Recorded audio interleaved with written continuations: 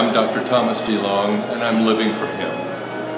Parable means a lot of things, really. But one of the best definitions of parable is riddle. Parables are riddles. There's some mystery to be plumbed, some enigma to be cracked. And the thing about Jesus' parables, right when you think you've got it, a trap door opens. And you fall down to a deeper level of mystery. By the way, I think insufficient attention is given to the fact that we serve a Lord whose favorite method of teaching was not rule or law or spiritual principle, but riddle.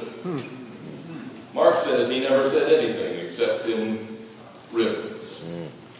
I think that bothered his disciples, frankly. In fact, we're told that one day Jesus had been teaching and preaching to the crowds by the Sea of Galilee, one parable after another, one riddle after another. And when he was done, his disciples pulled him aside and said, "Why'd you do that? Why do you talk to them in riddles?" As if to say, if you've got something to say to them, why don't you just say it directly? But no, he never said anything except in riddles.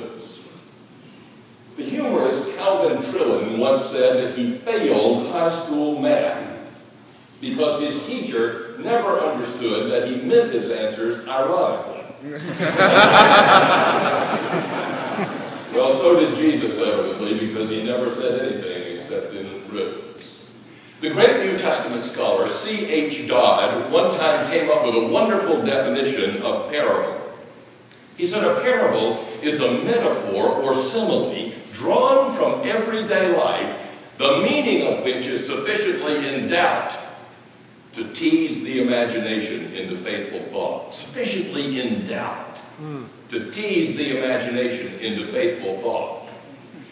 But even in the strange world of parables, this parable about the rich man and Lazarus is particularly odd.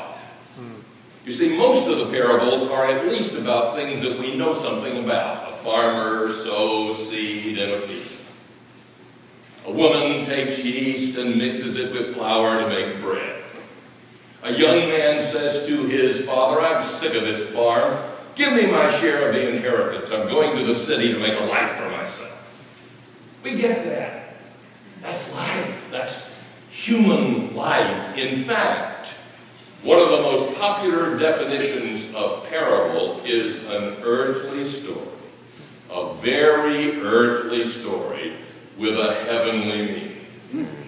Well, not this one. Most of the action in this parable takes place not on this world, but in the other world.